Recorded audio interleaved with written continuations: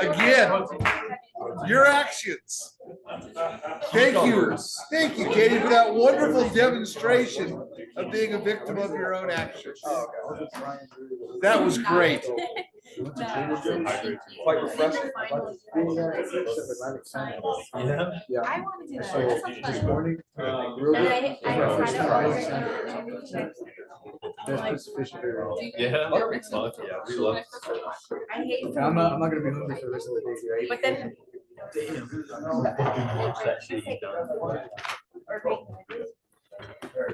I know, I had to put my back Losing my touch. Yeah. All right. So I can comfortably say that you as students have pretty well mastered trauma assessment. Very well. You did very well with your skills. Bastard's a strong You word. did okay for your academics. But now we're going to move to medical emergencies.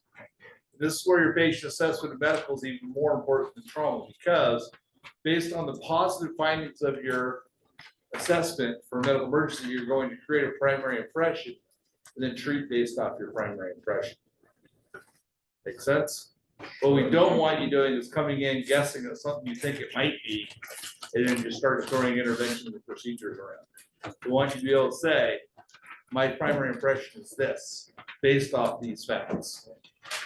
Make sense? Because I can tell you right now, if one of your loved ones got life on the line, you certainly don't want someone there guessing what their interventions. Oh, well, I thought it might have been this. Why not what you want? All right. Thoughts for the day. EMS is not a field that everyone can do. And it's not for everybody. If you pass this class and become part of the community, you will become part of a unique and rare group of people that have critical thinking skills and the ability to work and act in seconds under the most extreme pressures imaginable to perform life-saving interventions. That is not exaggerated. That is true.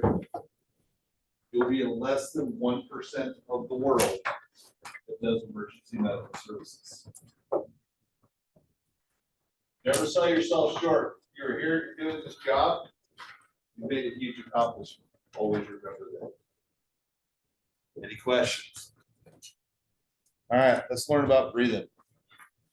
You need to know the upper and lower airway anatomy, the physiology of the respiratory system. You need to understand the different types of emergencies and respiratory conditions and what to do about it. You also need to be able to list and understand when you hear it, the 5 different types of abnormal sounds. Which is why it's so important that you listen to as many clear, equal, healthy one sounds as you possibly can. I expect you to know the generic and trade names of different types of medications, their doses, their indications, their contraindications. Make sure you guys understand about influenza A. In fact, it's the first place for the leading killer of respiratory viruses. Understand the difference, priorities of pediatric versus geriatric respiratory emergencies. Any questions? Before we get started, the whole thing, influenza A, I saw some confused looks out there. Influenza A, with the exception of the 2 years, 2019, 2020 with COVID, is the #1 respiratory killer in America. Takes out about 40 to 60,000 people a year with septic shock, septic pneumonia. It's a big deal. Does it get press, sell things, sell commercials? No, it doesn't. But it's still a stable, well-qualified, very competent killer for people every day in America. Any questions? Then tonight we have a guest speaker named Captain Trips. No stand fans. Oh. Any questions about the respiratory system? Yeah, that felt flat. Well, the book is about that. Yeah, but you'd think they'd still read. Did you watch the stand on Paramount Plus? I mean, come on.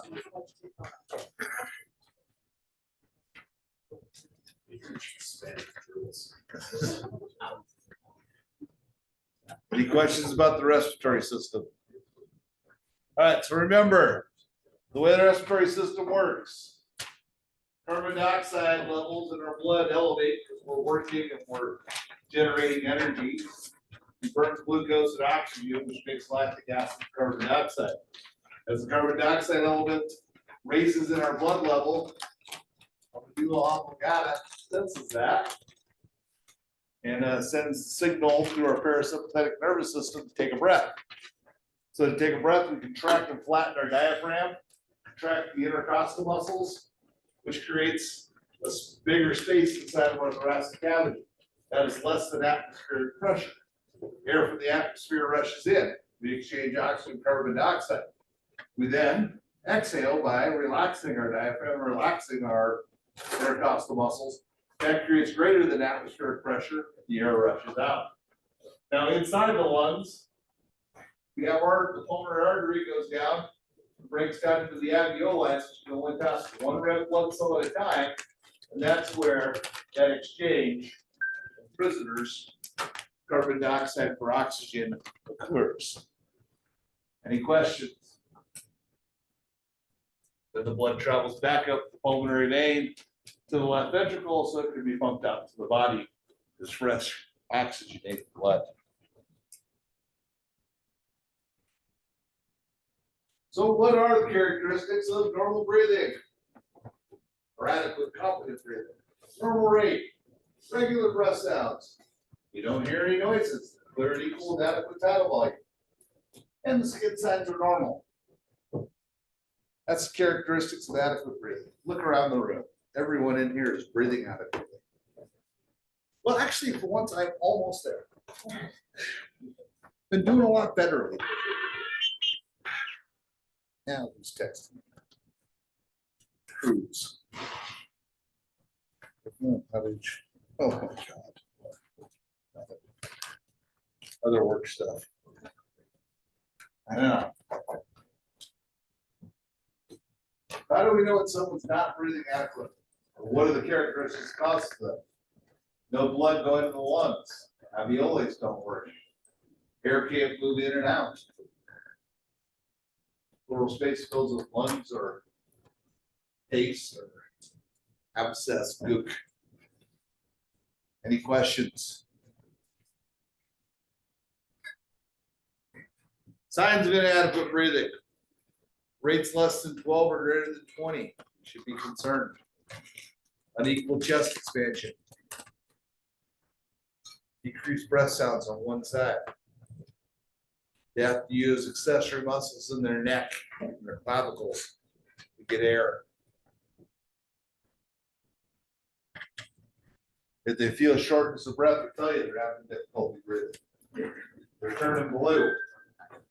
Right? Yes. You know, decreased breath sounds, this might be another answer to this question, but if when we are, let's say, a normal lung doesn't make any sounds, right? Just so You hear the air moving in and out. yeah. And then decreased breath sounds, like what? Mostly what you'll hear is if it's equal, it's not equal thorax. You should only hear a little bit in the upper fields and nothing in the lower fields. So they're probably not breathing adequately. It's not even filling their lungs. Also remember, people in end-stage respiratory failure want to have enough oxygen to the brain to tell you that they're short of breath. Because they may already be in respiratory failure by the time you get there. By the time someone realizes they need help, calls 911, goes to law enforcement, gets transferred to a medical dispatch, they put it in a computer, hopefully dispatch the right agencies in the right cities, staff the apparatus, respond, get to the house. These people may already be very altered, no oxygen in their brain. Any questions? Yes. One slide? That slide? All right.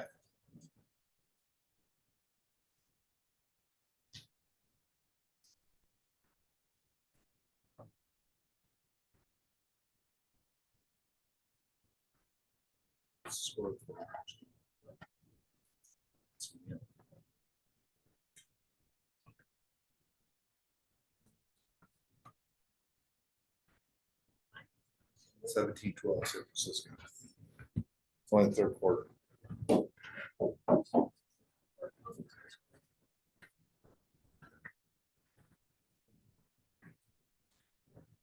All right, Is muscle retractions, that's like use of accessory muscle. accessory muscles, neck and thighs.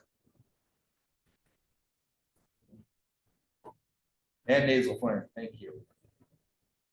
It looked like a bull about to charge. How do you stop a bull from charging? Get out of the way. Cut up their American Express.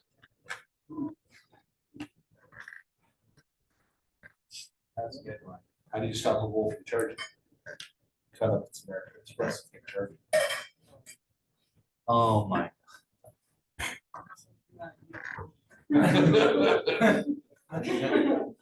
As Katie showed at the beginning of the lecture, you're responsible for your own actions. Yes. So, make sure you know what dyspnea means. Any questions?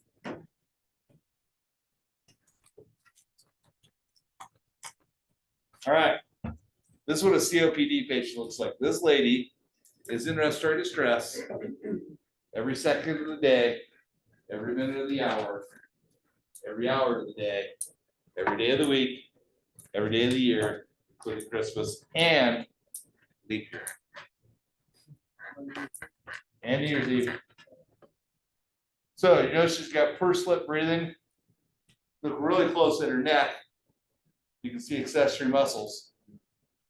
She's got what's called chronic obstructive pulmonary disease, which is a catch-all for a bunch of different upper respiratory problems. Most commonly, the big four for COPD are the big ones: emphysema, then chronic bronchitis, then black lung, then chronic asthmaticus. What you'll see up here in the northwest the most is going to be emphysema. Black lung is very rare. It's mostly coal mine, West Virginia, Tennessee, Kentucky. Lots of black lung. Up here, mostly tobacco. All right. Things that could cause dyspnea. The number one is going to be an upper or lower airway infection. But you could also have acute pulmonary edema. That's when the lungs start going full of water. Disease, like chronic obstructive pulmonary disease. Asthma. Asthma is an episodic disease unless it's chronic asthmaticus. Episodic disease means that you live a perfectly normal life with no problems until you have an episode. Anaphylaxis, that's when your immune system goes into hyperdrive with the nitrous oxide button and shuts down your respiratory system. Collapsed lung, also known as pneumothorax. Pleural effusion, which we'll go over, that's when fluid starts filling up inside your pleural space and collapse in the lung, usually from disease. Number one, cancer. Seizures for a long period of time. And when your body's seizing, your muscles are rigid and they don't move. That also includes your diaphragm and your intercostal muscles. You're not doing good. That's why people having prolonged seizures turn purple. Yes. So how long would you say prolonged period of time is? About 3 minutes, 3 to 5 minutes, you'll start to see them turn purple. Start singing Barney the Dinosaur songs. Just get them to know. Yes. What would we do for that? Clear everything out of the way. Make sure they don't hurt themselves. Call for advanced life support intercept as soon as possible. They can give meds to stop the seizure. And be prepared to ventilate. As soon as that seizure stops, if they're turning purple, they're going to need to have their airway open and ventilation. Is it possible to get respiratory rate with someone with seizure? Yeah. Then they're done that. Father God. Yeah. Is it possible for people to have seizures for like a long time, like 15 minutes, half an hour? Yes, that's what it's called. It's a life-threatening condition. Oh, so it like happens, like people are diagnosed with it and they get it periodically? Yeah, status epilepticus is pretty rare, but it does happen. I've seen it quite a few times. Maybe once every 3 or 4 years, seeing true status epilepticus. The definition is 3 or more seizures in 5 minutes or a consistently long seizure that never stops. The one's consistently long seizure that never stops is pretty rare, but it does happen. Usually that's going to be associated with brain tumor or someone that's had brain surgery. The electrical system of the brain's getting messed with pretty bad. I see, yeah, because I helped someone and yeah, it was claimed to have been around 30 minutes. And I was like, I've never heard of that before. Not likely, but it is possible. Or head trauma, DBI. All right, some other things, pulmonary embolus, blood clot in the lung, airways blocked, something environment, smoke, gas, whatever. Carbon monoxide poisoning is a bigot. Carbon monoxide, your hemoglobin in your blood, which is what binds the oxygen, likes carbon monoxide 200 times better than it likes oxygen. It's like, the Trident commercials, 4 out of 5 dentists approve, and 1 dentist doesn't. It's 1 in 200 for carbon monoxide versus oxygen. Any questions? All right, let's go over these upper and lower airway infections. These disease affects all different people with all different parts of life, and it obstructs the airflow and gas exchange. So some examples, epiglottitis. So your epiglottis is the flap of skin that closes your airway so you can swallow food and drink, so you don't choke on food and drink. The epiglottis gets infected, it's a bacterial infection. Gets infected, it'll start to swell. Swells too big, shuts off your airway. So these people do is, it's mostly in kids. Adults can get epiglottitis, but it's pretty rare in adults. You mostly see it in little tykes. And what they'll do is they'll sit, they'll lean forward like an offensive lineman, and they'll drool because they can't swallow their saliva because the epiglottis is so swollen, you can barely see their airway. If they have that, don't put oropharyngeal airways in, don't put nasopharyngeal airways in. Don't look inside there and probe it, because all it takes is a little more aggravation to seal off that airway. It's a true emergency. They need to get to a hospital or get an advanced life support intercept. They can have inhaled epinephrine. Yes. Transport them like that then? Yeah, transport a let them sit forward, position of comfort. So fever, tripod, they call it tripod, it's like this, and drooling. Now croup. Croup is only in children, usually 3 to 5 years old. It's a upper respiratory infection, usually viral, and it's got telltale symbols of seal-like bark. When they try to exhale, they go, "Arr, arr, arr." It's hard to get good videos. I have some, I think. It sounds like, it sounds like a bark can seal. If you ever been to like Pier 39 or actual work, that's exactly what it sounds like. Telltale test, see if a child has a croup. Let's see if they can spit a beach ball in their nose. Respiratory signal virus. Most people have never heard of that. But they've heard of the abbreviation RSV. This disease is on a huge run right now in the United States. So RSV traditionally has been a common cold for adults. No different than COVID.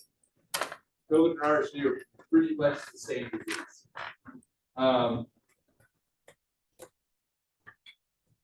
Something happened in 2018. We don't know what.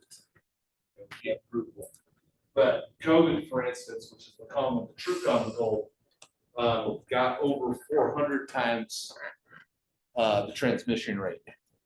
It became 400 times more contagious in less than a year. Now that everybody's pretty much gotten used to that, in the last year now RSV has become hundreds of times more contagious and deadly. So for kids, RSV is very deadly for children because, think about it, they've got little tiny soft airways.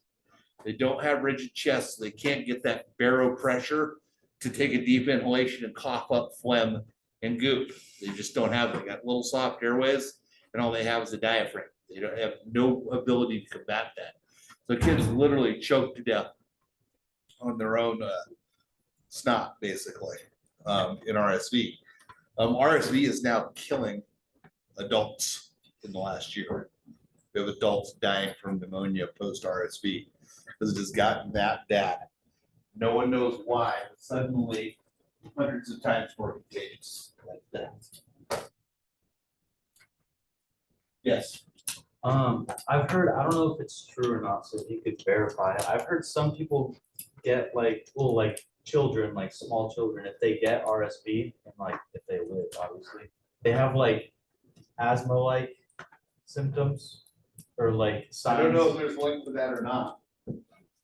But it's brutal. I would imagine they would have respiratory deficiencies because it's hard on your airways. So it might leave a lasting effect. I don't have any data.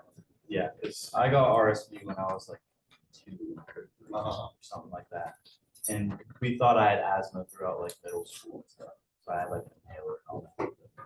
My kid had pneumonia 3 or 4 times a year for the first 3 or 4 years of his life. I found out that finally, and it was asthma and it was pneumonia, but it was actually caused by cat dander allergy. Was the truth. Oh, So once they got rid of the cat, stopped having 2 or 3 hospitalizations a year. well, that's good. Yeah. SARS. Just fuck the cat. SARS is sudden acute respiratory syndrome. It is again, it's a virus that's really, we have herd immunity to now. When it first got here, nobody's immune system was prepared for it, so it killed a lot of people. We've gone through SARS and now SARS-2. Most of our society is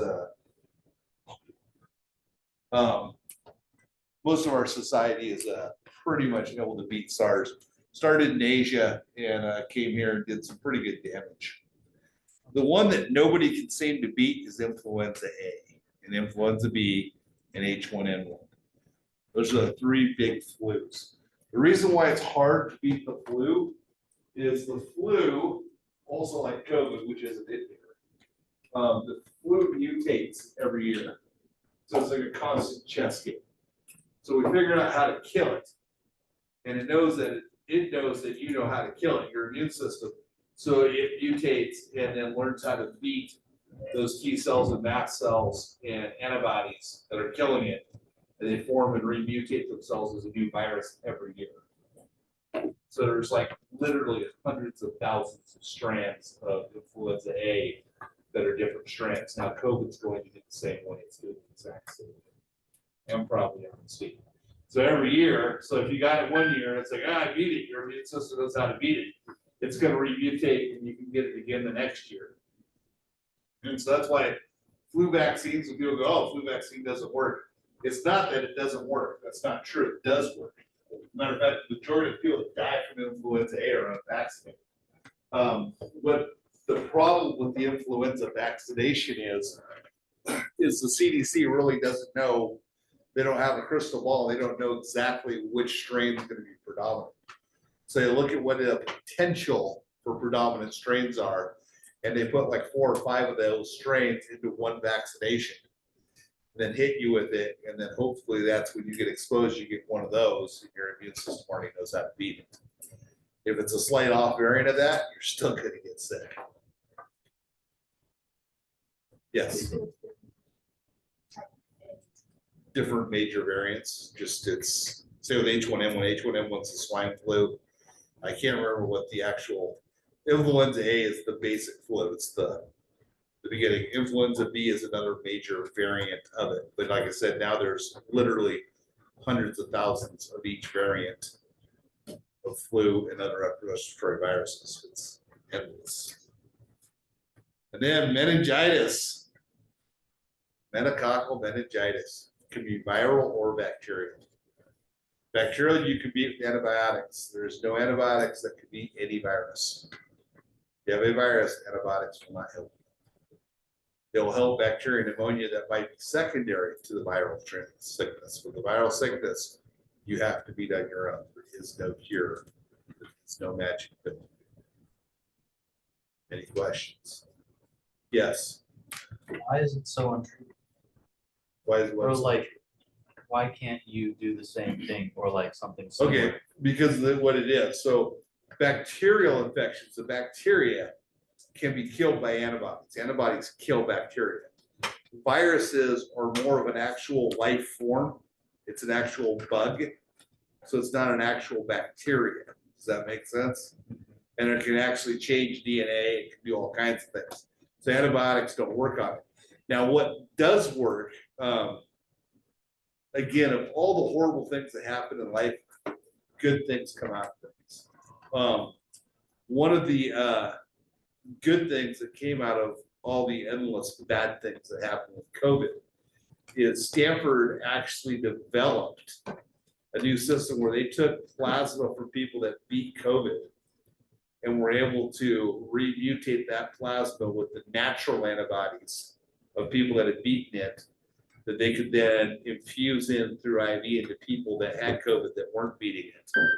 And it helped them enormously. Problem is as it remutates and mutates, and now there's literally hundreds or thousands of strands of COVID, trying to find someone that has the right antibodies is almost impossible. But the initial COVID-19 strain worked amazingly well. So there is potential out there for future cures of viruses, but we've just scratched the surface. And it took a couple $2 billion in research and stuff at Stanford to get that even that scratched. So we're probably a long ways away from the actual magic pill. Any questions? We have a vaccine now for meningitis, correct? Yes. I don't know how effective it is because I think there's different strands. So you have bacterial and you have viral. So the vaccine would be for viral. You wouldn't do a vaccine for a bacteria because you just kill the antibiotics. I'll have to look into it. I believe you're correct though. Because my teenage boys, they just, well, both of them have gotten it. One of them more recently than the other. And apparently the meningitis is quite common in teenage boys. It Well, is. not common, but you're more susceptible. It is. You know what? I know. Because boys don't do hygiene, girls do. That's well, no, that's what it is. I mean, boys go and pick stuff up in the woods and pick up rusty things and pick up all kinds of stuff that they don't wash their hands, and they go out and they grab a Burger King burger, you know, or a corn dog, and they put it right into their system. It's just a fact. If meningitis can kill you if you're not going to stay on top of it. You got to be careful. But yeah, it's very common in boys. Same thing with rattlesnakes. You know, girls don't get bit by rattlesnakes. I'm sorry, it just doesn't happen. They don't go, oh my dear, come here, rattlesnake. It just doesn't happen.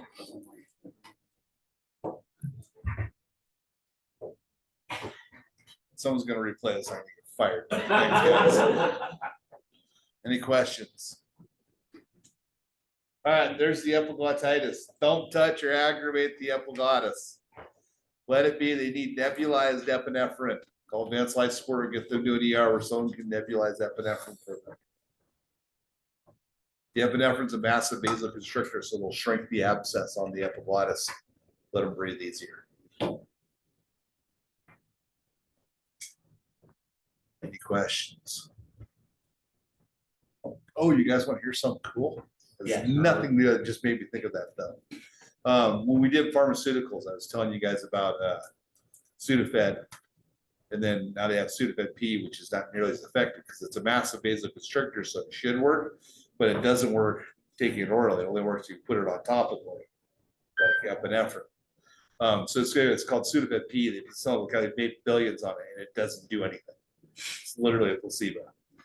And they just came out this week. Somebody finally sued the FDA and won that for them to stop allowing pharmaceutical companies to sell something that absolutely does not work. Works great in nasal spray. Like you spray it up your nose, you put it on topically, it'll shrink your nasal membranes perfectly.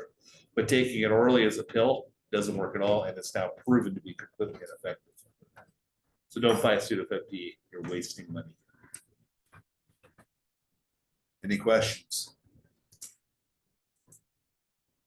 Oh, well, we have one of a kid with epiglottitis. All right, here's a croupy kid.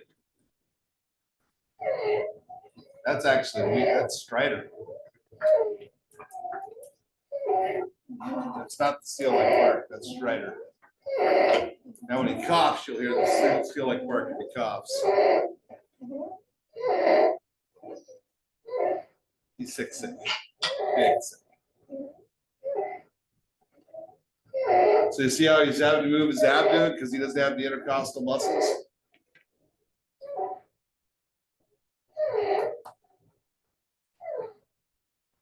Poor guy. It's exhausted. As if you gotta watch out for kids, their glucose stores. They don't have glucose stores. Like I could probably go 6 months on my glucose stores, but he's not gonna make it more than a couple of days. Exactly. Give him chicken. Croup. 3 to 5 years old. Or 6 months to 3 to 5 years old.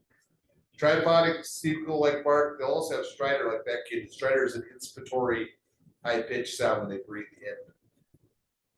If you don't have epinephrine available, actually epinephrine is not with this. Humidify is for this. Epinephrine is for the epiglottitis.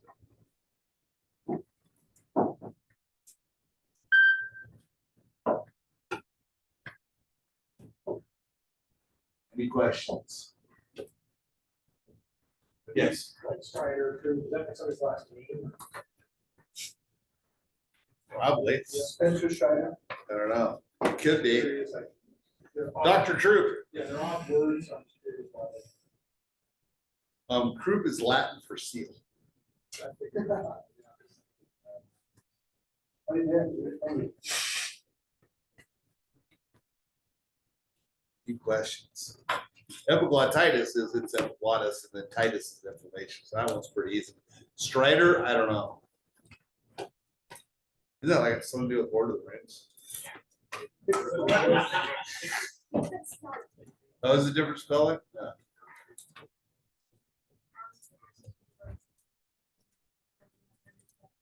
Well, get Epi. Yeah, that's gonna figure. Epi wouldn't hurt a croupy kid.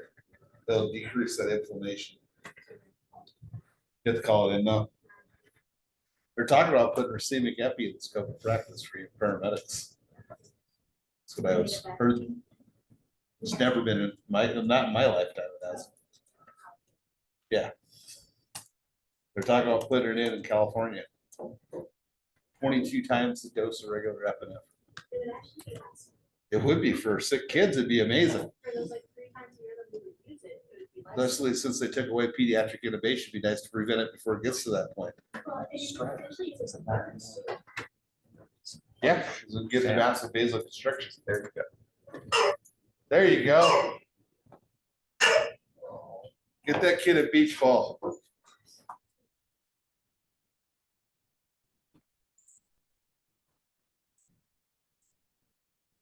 Look at that diaphragm. So you see how his diaphragm, his chest is so soft, his sternum is so soft. See the sternal retractions? He'll actually bend his chest. His diaphragm is working so hard. He'll actually get what's called sternal retractions there. Look at that diaphragm work.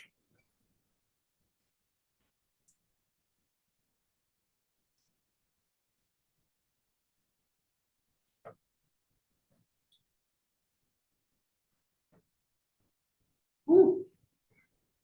There's Troy, it's like 60s. He's cooking along like a steam train. Not fun. Strider. It's inspiration. It's very Strider. So you're hearing that without a stethoscope, so we call that audible inspiratory Strider. Because you don't even need a stethoscope to hear it. Because like if you hear wheezing on exhale without a stethoscope, it's called audible wheezing.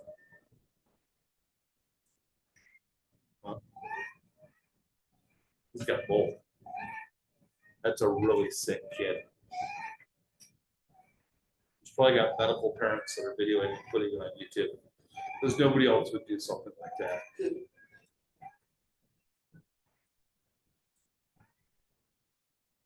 Oh, you've got cancer, 98% of your airways closed. Can I take a video for ENT class? Who would do something like that? Right, but as I'm saying, the parents are obviously, nobody else would think to do that. So how would be croup derives its name from the Anglo-Saxon word crook, or from the Old Scottish word group, meaning to cry out in a hoarse voice. I was close. And Strider, Horse and seal, they're like look alike. And stridor is Latin for harsh sound. This is a very good class. I like this class. Anyone that does that work for me, I really like. Alright. Enough of this. sick No, you shit, won't. If I remember it. RSV. They thought it was highly contagious before. It told COVID-19 to hold my beer. It's now the biggest one out there. Any questions? Like I said, it's taking down adults now. How do you treat it? Huh? How do you treat it? Same way you treat bronchitis. So they treat bronchitis. Airway, make sure they don't get pneumonia. Treat it with antibiotics, they get pneumonia. But basically steroids, oxygen. If you have to, higher airway pressures. I was saying, if somebody calls you about this, what would you do? If I had RSV, No, like if someone called you about this, and you said, okay, Oh. what would you diesel. do? Even Debenham's not gonna do much. It helps a little bit if you got lung transport. Little bit, not, CPAP then. depends. So yes, in the short term, CPAP will help, but what they found out COVID was, those people died that we were CPAPing. It was not good, because what it did was the freshers put the paste back into the lungs in the ground glass and embedded it in, and they couldn't exchange gas. We're basically taking it creating hearts. Well, exactly, because we did what we would have done for the flu and for RSV, and we applied it to COVID. It was the wrong thing to do for COVID. Planking is the best thing to do for COVID. Put them prone and smack on their back and get them to expel all the stuff out. I think this passes most of the young. Right. Well, and actually, what I was surprised they didn't start doing in COVID, the suggestion that I had for COVID was, if you've ever read, have you read Scarlet Blanket yet? Have you read Scarlet Blanket yet? You should read Scarlet Blanket. It's only like $8 on Amazon. It's written by this guy, this old retired guy named Dr. Harsh. And it's about his career going through medical school at USC before he came to Mount Shasta, all that stuff. Dr. And- Hartley, the first time I really met him, showed me a slap. Yeah, it's pretty amazing. Anyway, what they were doing at USC, when they had people in severe that couldn't cough out, instead of planking them, because the same thing, they knew putting them on a vent, they'd never get them off. So what they would do is they would poke a hole in their cricothyroid membrane and put a catheter into the cricothyroid membrane. But instead of ventilating it, they would hook up a saline syringe and spray saline in to stimulate their cough reflex to make them cough out the goo. Which, like you say, looks back on as barbaric, but I started thinking, I was like, why weren't we doing that for COVID? That would have probably saved lives to COVID. Exactly. It's barbaric and it's middle-aged, medicine, but sometimes leeches works better than antibiotics. We're back to using leeches We still have training. because they're effective and less complications. Same thing with maggots.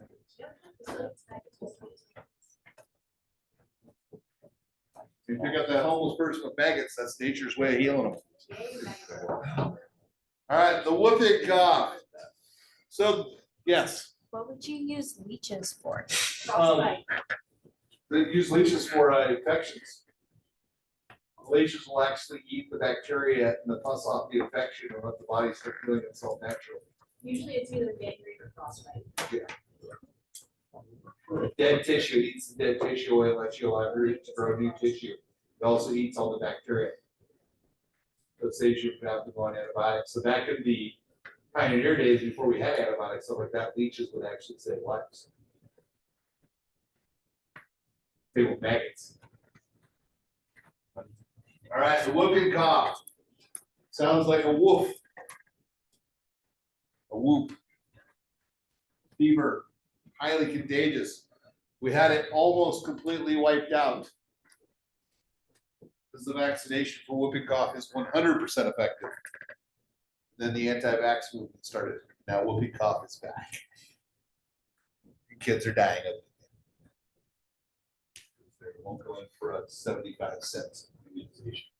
That's covered by almost every insurance. Kindergarten down in California. But- Five is a movie about vaccinations. but their children die naturally. Any questions? True story.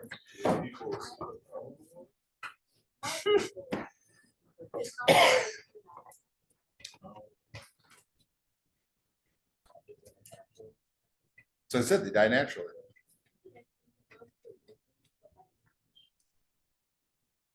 Good to know.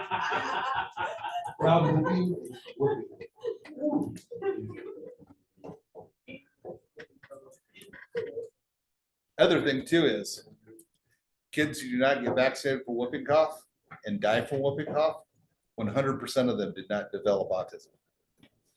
Because that's the reason why they're not vaccinated. You know, Scientific, proven fact, 100% of the time. You look at like the Amish populations, Uh-huh. there's no autistic kids. Right. Nobody has autism. But if you don't vaccinate your kid because you're afraid of them becoming autistic and then they die from a disease that's easy to beat, kind of, yeah. Also, the Amish also don't put their kids in little boxes of education for indoctrination straight down one line too. Right. Where the kids kind of go,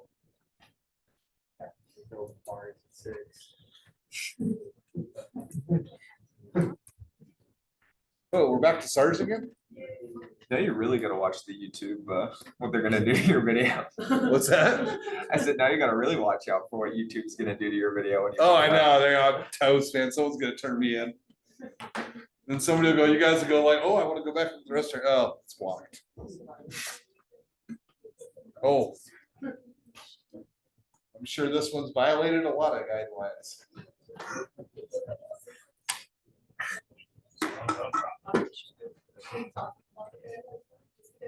Probably so. It's gotta be a matter of time before they have an AI bot that goes things for things like me. All right, any questions on SARS? You kind of beat that with a dead stick. I don't know if that doesn't make any What? sense. He's that dead horse. Thank you. I mean, most sticks are already. Not all. I heard a winning. My wife actually tried to pick up a stick once that was alive at Prairie Falls. It was a rattlesnake. No, but we got her a better set of glasses now. Any questions? Snake was trying to get away. Wanted no part of her. Any questions about influenza A? Any questions about Captain Trips? Yeah, I know. Who's Captain Trips? Do you have Paramount Plus? Don't worry, the double date. I don't have internet. Captain Trips was a fictional military modified flu meant to wipe out 99% of the population. Then in a fictional story escaped from a military lab and wiped out 99% of the population. It's about the 1% that's left, or what is it? Not even 1%, it's like 1/4%. Yeah. Yeah, it's actually a really good book. It was supposed to possibly. Yeah. A very good book, actually. Captain Trips? Yeah. Did you get the flu a lot? Sorry. Got the flu a lot, did you? All right, it's about time to go to break. Because we really need to end this video.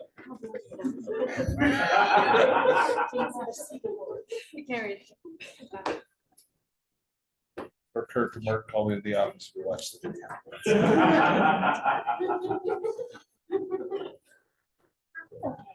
Kirk, well, I don't know if Mark will. Any question about meningococcal meningitis in teenagers?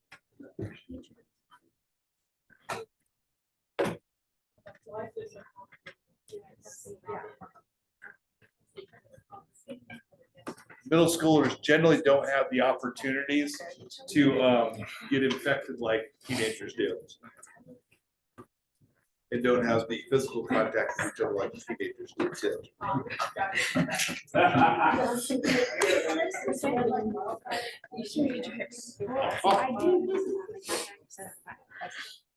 Same thing though, that also goes back to a lot of close physical contact and a lot of lack of hygiene.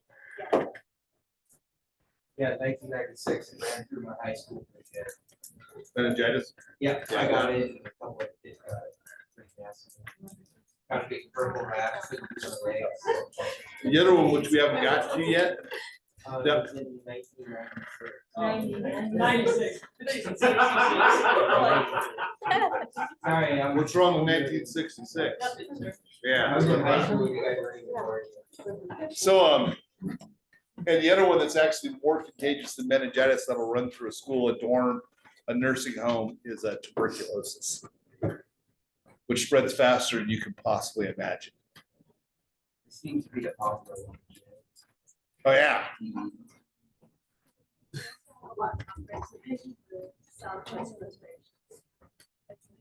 But it's good in the Southwest because drier climates are proven to not transmit TB as well. It's why all the sanitariums are there. All right, it's about time to go to break. So here's your trivia question for the day. What does tuberculosis have to do with the overwhelming success of the Walt Disney Corporation? See, you can find that out. It's 10 extra bonus points, so you can figure it out. Without tuberculosis, Disney Corp, no one would know what Walt Disney was if it wasn't for tuberculosis.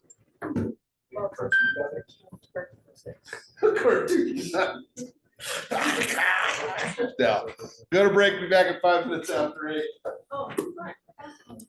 Yeah. Tuberculosis with Disney? Oh my God. That's it. That's Because pretty I much. produced an educational video. Yes, and thank you.